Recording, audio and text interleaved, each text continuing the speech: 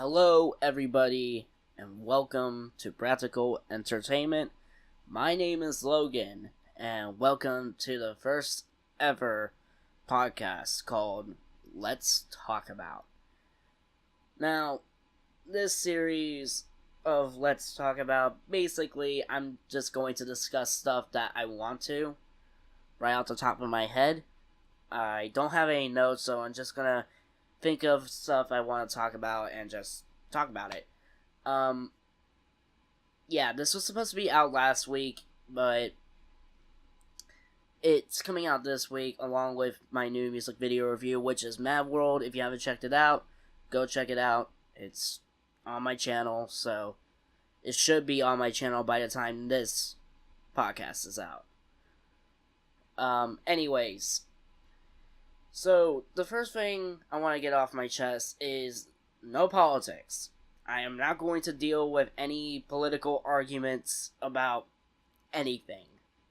I don't want to talk about what, North Korea is doing. I don't want to talk about the Middle East. I don't want to talk about the US, which is my own goddamn country. I don't want to talk about it. Instead, I would like to just get lost in my reality, in my world, and, ignore all those problems. That's healthy, right? Ignore all the problems and shut them out. So, anyways, the first thing I want to talk about is Star Wars. What can I say about Star Wars right now that hasn't been said or criticized? As many of you know, the Solo movie came out, which I didn't see because I thought it would have been a waste of time. Turns out I was correct. But there's been some shady things. No, not shady, but just I guess suspicious things. Especially with what kind of a message they're trying to send.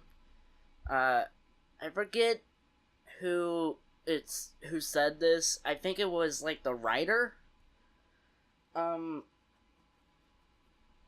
don't know the writer, so I'm gonna just say he or she.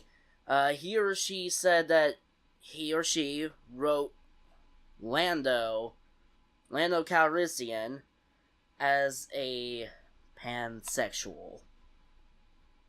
I'm not gonna act like I know what pansexual means. I don't. The only three kinds of sexuality I do know is straight, gay, and bi. That's it. That's all I know. So I'm not gonna act like I'm going to, go off on a rant saying this is wrong or this is right. Like I said, I don't want to talk about politics. But the thing about this is it's a kid's film. Star Wars as a franchise has always been kids' movies. And when you introduce the idea of sexuality into a kid's film, it's obviously not gonna make people very happy.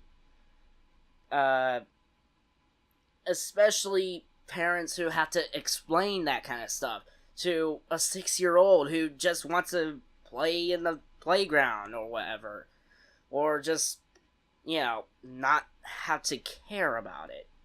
Kids shouldn't be concentrating on stuff like this at that young of an age. They really shouldn't. They should be out having their own fun while it lasts.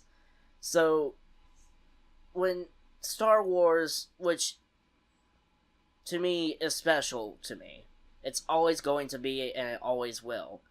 And when something like this happens, I do get rage. Because Star Wars has been, part of my life. It was one of the first movies I ever remember watching. I will never forget the iconic twist of Luke and Darth Vader.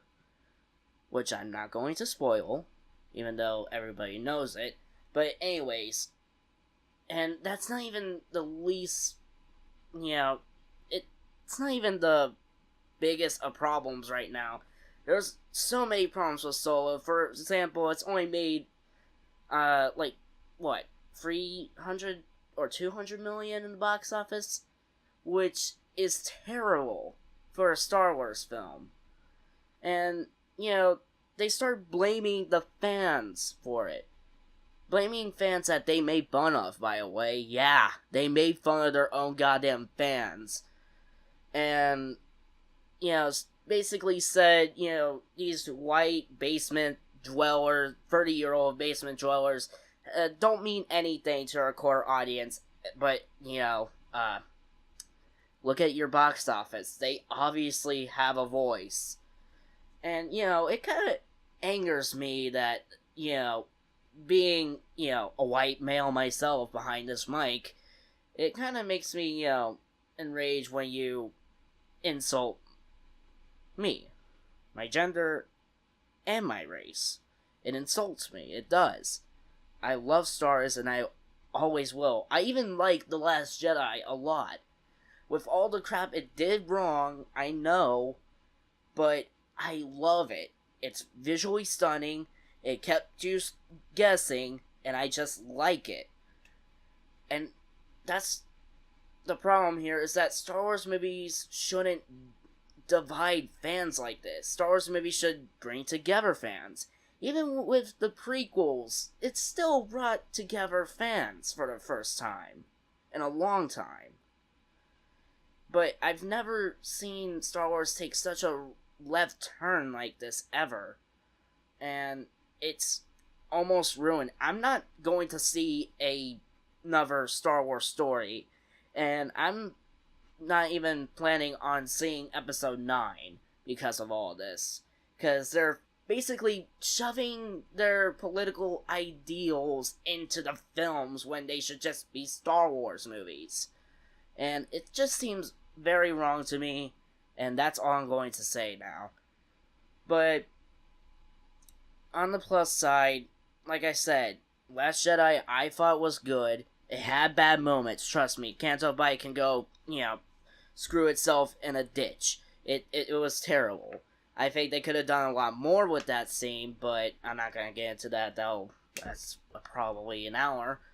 But that's just my opinion on things, and I think they should just stop and just get it straight that we don't want politics in our Star Wars movies.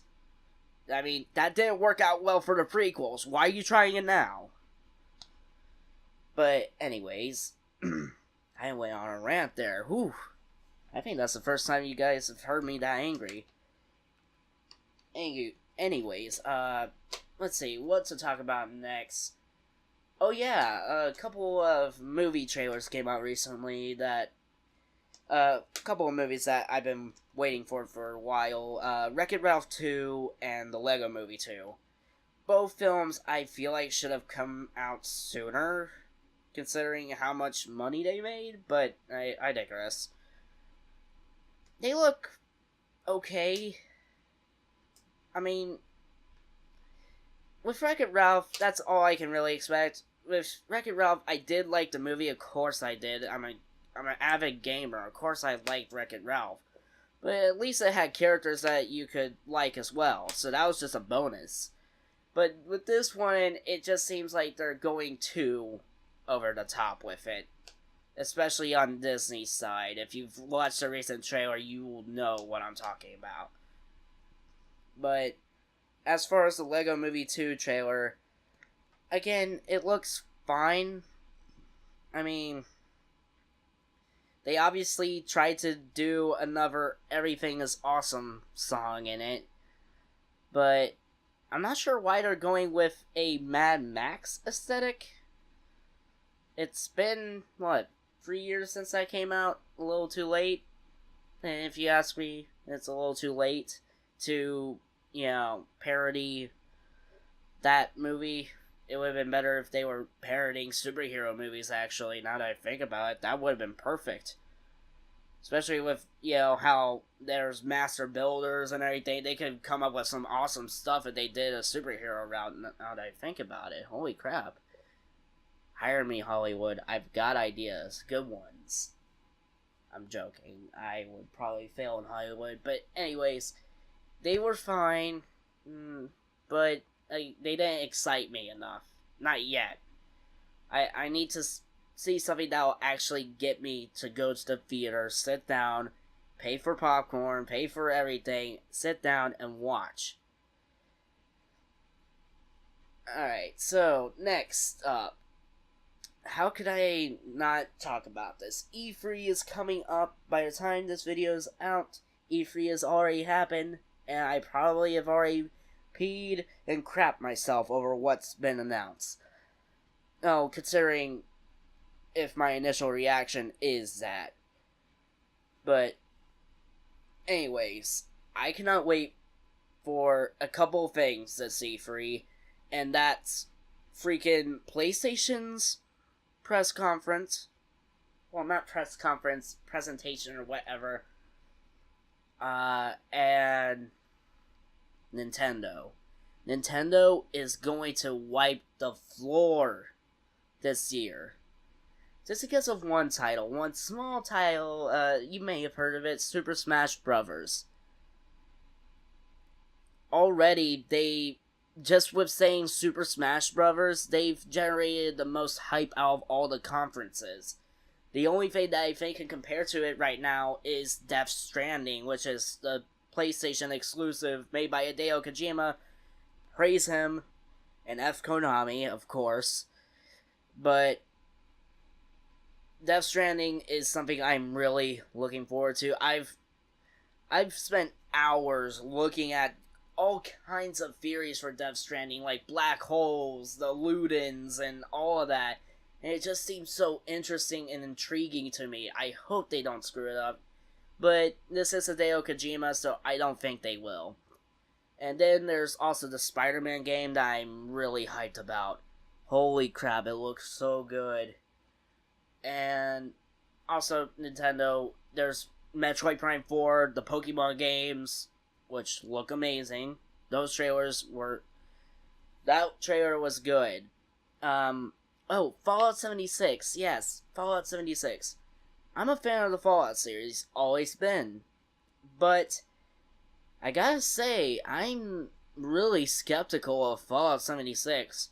They're already asking for pre-orders, and what have they shown us? Nothing. Absolutely no gameplay. Absolutely no story, to really be frank. And it's supposed to be an online game, which at first I didn't like, but then I thought, this is a spin-off. It's not a main series title. It's like saying Elder Scrolls Online is like main series. No. It's just a side game to hold people over for either the next Fallout or the next Elder Scrolls. Please, let the next Elder Scrolls be announced. Stop it with Skyrim already, Bethesda. My god. But, let's see. Oh yeah, Microsoft. Let's see. Microsoft's going to have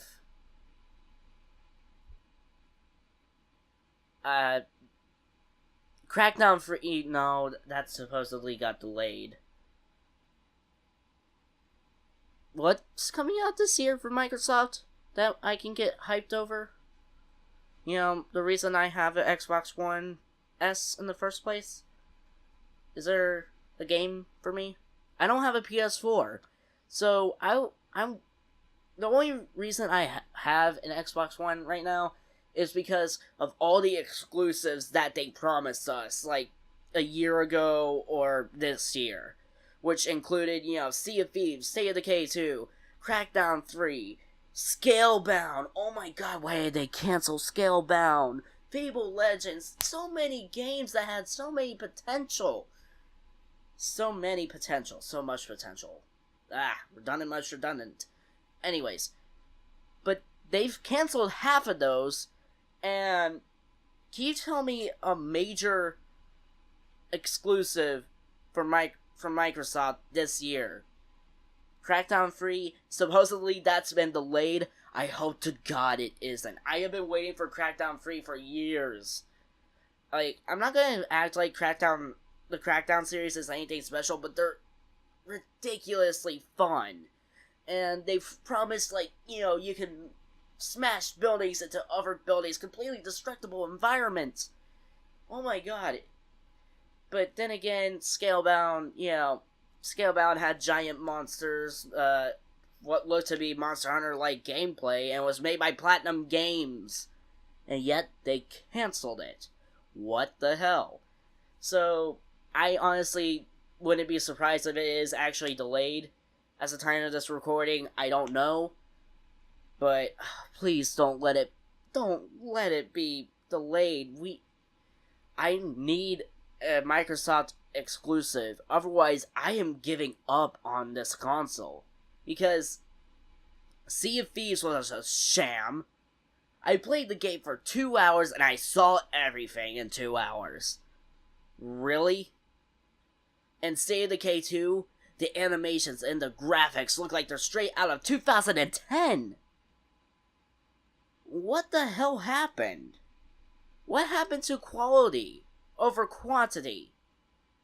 But I've actually had a theory about that, and it's a little something called Game Pass. If you don't know, there's this online service on the Microsoft Store called Game Pass. Basically, a bunch of free games if you pay $10 a month or $1 a month. They do that sometimes. But here's the thing. Both State of Decay 2 and Sea of Thieves, they were automatically Game Pass unlocked. You could download them for free and play them.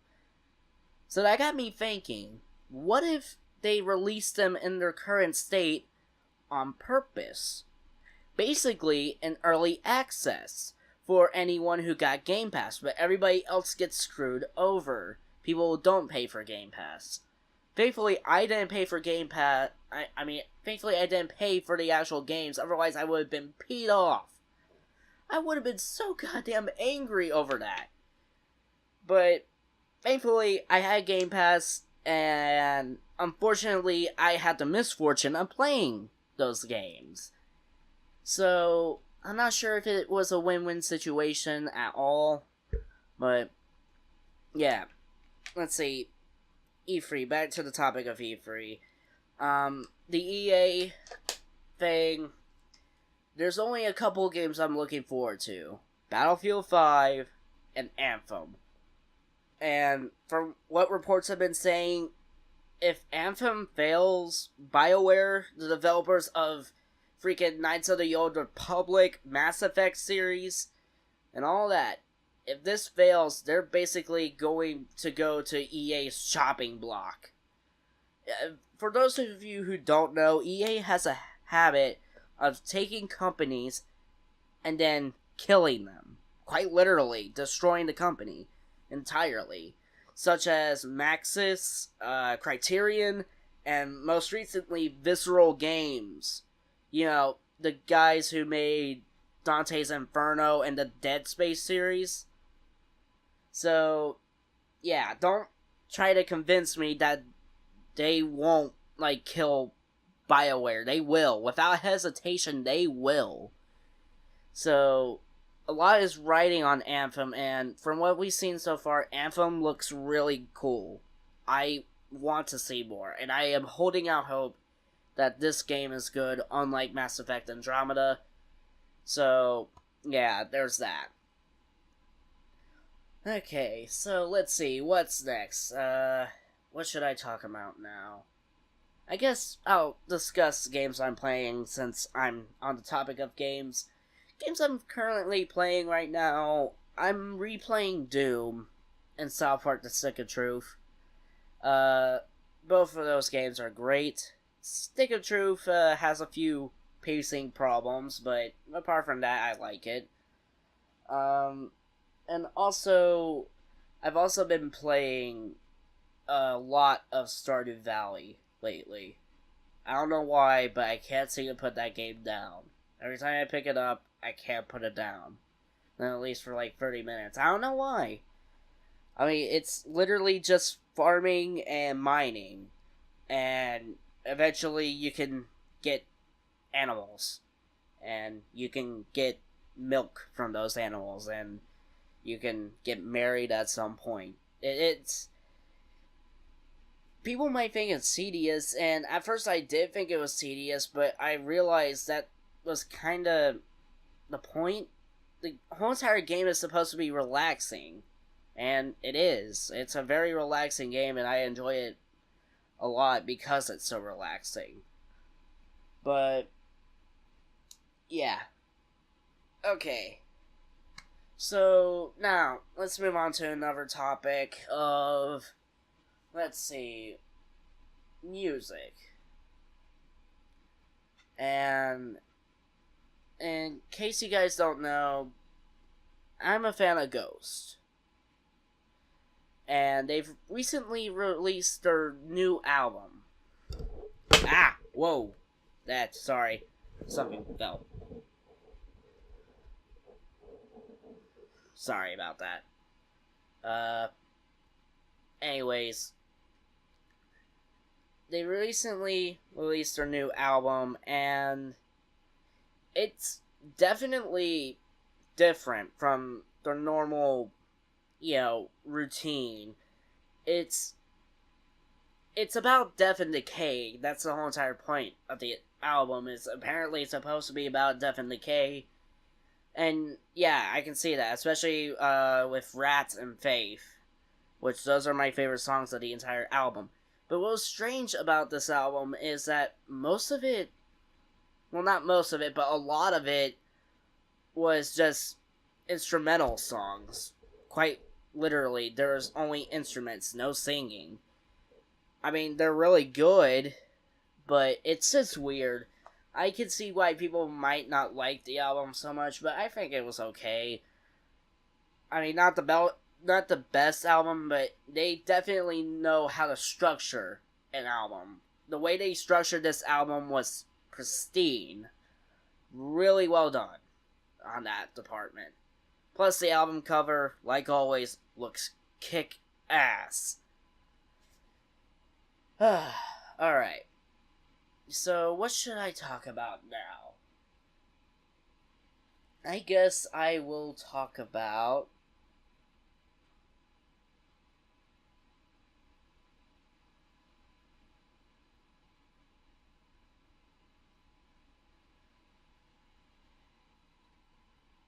nothing.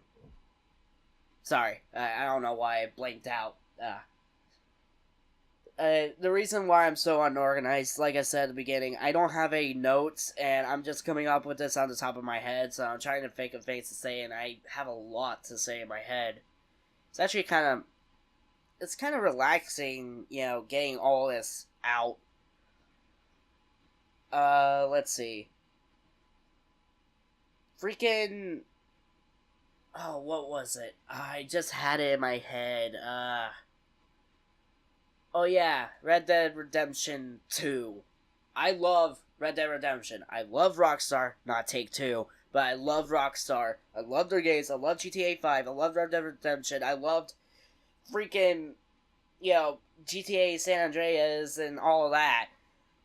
But with Red Dead Redemption 2, this is one of the most hyped games I've been waiting for.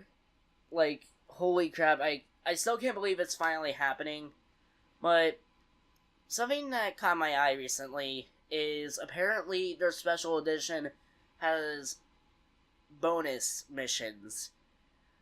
Granted, they're not story missions, and there's only 2, but the fact that they locked missions behind a special edition is worrying to some people. And I can see why, but think about it like this. It's a special edition.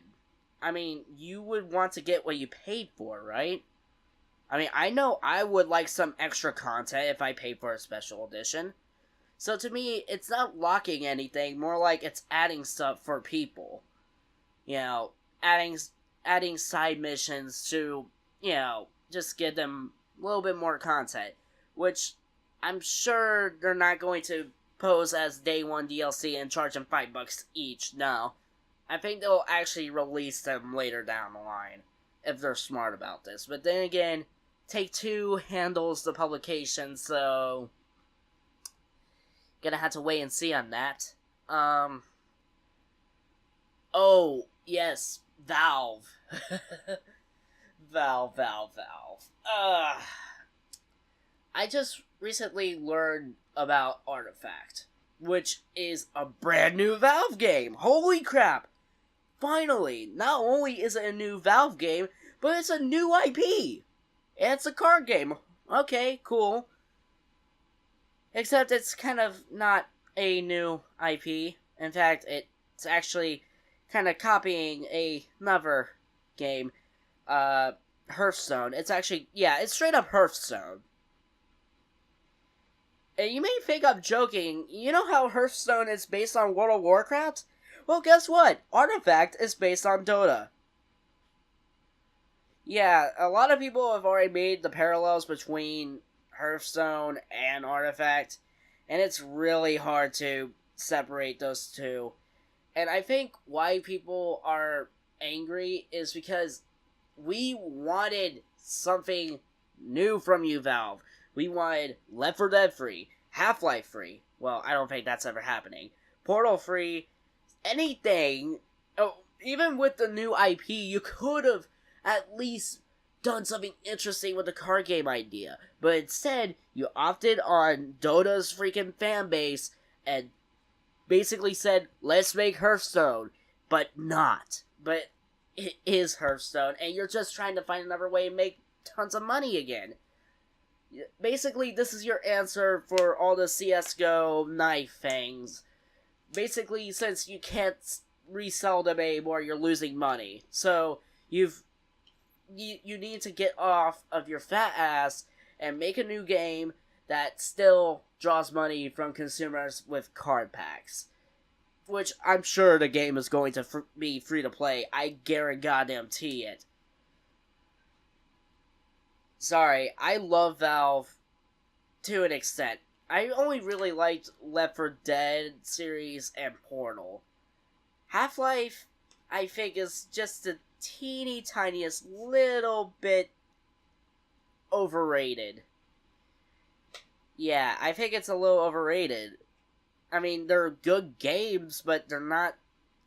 I can see why they were spectacular at the time, but they're not that spectacular if you take a step back and really look at it. I mean, after all these years, what do we actually know about the G-Man? Yeah, nothing. We actually don't know anything about him, and you might say that was the point. Yeah, but I think after, Half-Life 1 and Half-Life 2, Half-Life 2 Episode 1 and Half-Life 2 Episode 2, we should have figured something out about him. But no. I haven't played Episode 1 or 2, but I know you never find anything out about the G-Man. Otherwise, where are the spoilers about it? Exactly. And speaking of which, Half-Life 2 angered me with its ending. I hated that ending. My god. It made me hate the G-Man, made me hate the fact that I played the goddamn game, and also the story doesn't make that much sense. Like, this doctor chick betrays you, but I only saw her once in the entire game. Like, I didn't know who that was. I didn't care. I would have rather stayed in Ravenholm, right? I would have rather stayed in that zombie-infested place with Father Grigori. He had a lot of character and was so interesting, but they killed him off. So then, at the end of the game, a big explosion is happening. You defeated Dr. Brain, or maybe you didn't, because G-Man stops the explosion and gets you out of there, supposedly. We actually don't see where he takes us after Half-Life 2 ends. It honestly ends abruptly, with no solid conclusion, and only made for DLC. Yeah, and you thought Mass Effect 3's ending was bad. This was blatant. I don't know why people put up with that ending. Sure, there was Episode 1 and Episode 2, but I didn't play those.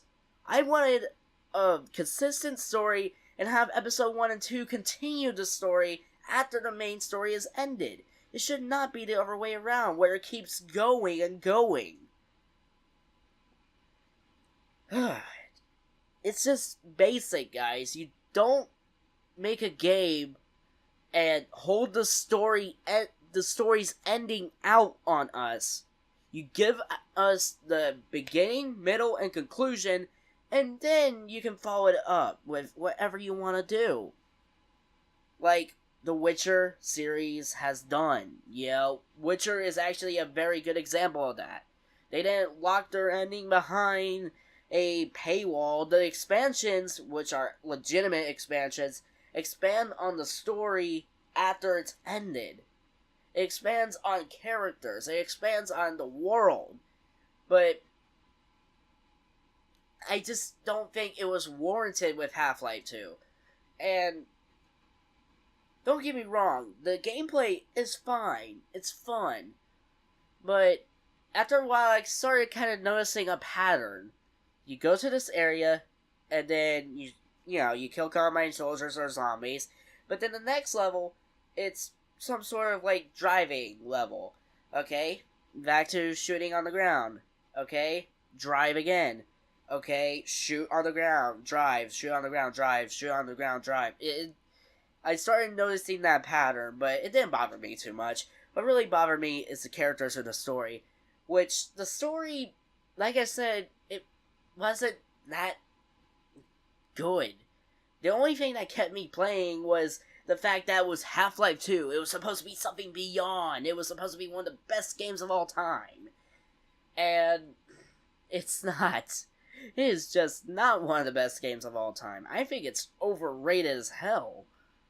I don't know why people aren't more angry at the fact that Half-Life 2 ended that way. Yet they hated how Half-Life 2 Episode 2 left them on a cliffhanger. Half-Life 2 did that already. Episode 2 is no different from what happened in the beginning. They literally stopped the ending dead in its tracks, and G-Man waltzes out and says some bullcrap that you're supposed to think is metaphysical.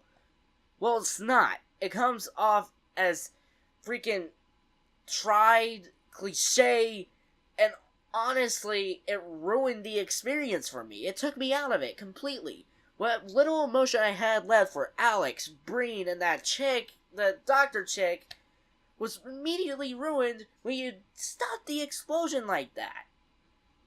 Wouldn't it have been cooler had we seen, like, Gordon figure out some way with his wits and all, find a way to get them out of the building in time, or run away from the building as it's crumbling down, or have the freaking robot dog, bust in through the roof or something and grab you and sacrifice his life for you. There's so many better ways they could have done this. But they didn't. And to me, it ruined it for me. And I'm never playing Half-Life again. It got me so angry that I didn't even stand to watch the credits. I was on the brink of uninstalling the game if it wasn't for the fact of Gmod. But yeah, it angered me so much. But it's like if Portal 2 came out, and right when you're about to shoot your portal gun at the moon, it stops. It goes dark. And then freaking Peabody comes out from the side and spouts some metaphorical Matrix crap, thinking that it's super duper important, but really it doesn't add anything to the story. It's like if that happened. Would you like that? No. You would want to see your portal hit the goddamn moon and suck freaking Wheatley into the void of space. Wow, I went on a rant. Holy crap. I think we're going to call this podcast the Rant Edition. Wow, I did not expect to get that angry. Holy crap. But yeah, that's my personal problem with Half-Life. And Valve isn't doing a Half-Life 3, so the story isn't ever going to finish. Stop asking for it. They're never doing it. They're just too concentrated on Steam making the money. They're not concentrated on making games that change the field forever anymore. They're not focusing on, Portal games that people actually want. Bridge Constructor! Because people wanted that game, right? You wanted Bridge Constructor? Portal Edition? I think you wanted Bridge Constructor Portal Edition. Point is, Valve, to me, has degraded into an entity built on money and does not care for what the consumer wants anymore. Until we actually see, Left 4 Dead 3 and Portal 3 get announced, I've lost faith in Valve. I'm not gonna trust a goddamn word they say. To me, they are as bad as EA's greed, okay? They're on the same level. Hoping that you'll buy a bunch of loot boxes and loot crates and, you get to spin that, casino-like goddamn gambling machine so that you could get the hottest new knife. F you, Valve. And F you, EA, for those shady practices. Oh. At least with Battlefield 5, it's a live service, and you don't have to pay for DLC. So, I think EA's learned their lesson after Battlefront 2. So, at least there's that to look forward to with Battlefield 5. EA actually learned from their mistakes, and Valve doesn't seem intent on learning from their mistakes. They just seem intent on exploiting more and more.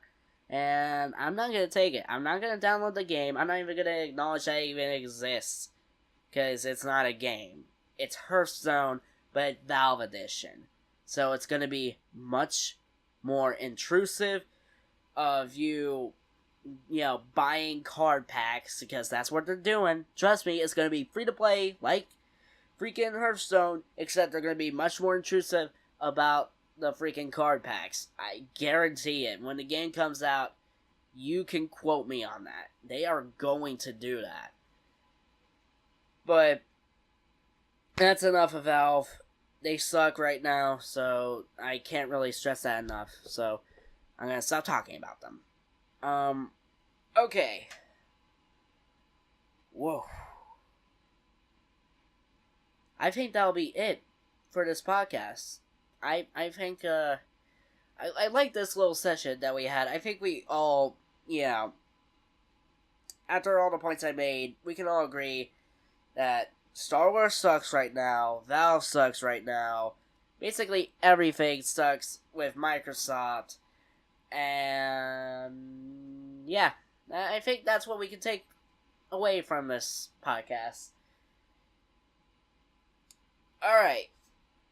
Thank you guys for listening to my podcast. I'm not sure if there is a download link. I'm trying to find a way for you guys to basically download this and listen to it. So, hopefully I found it by the time this podcast is uploaded. If it's not, I'm sorry. You'll just have to listen to it on YouTube. Kind of annoying, I know. But, what are you gonna do? But, thank you for listening. This is Logan, signing off.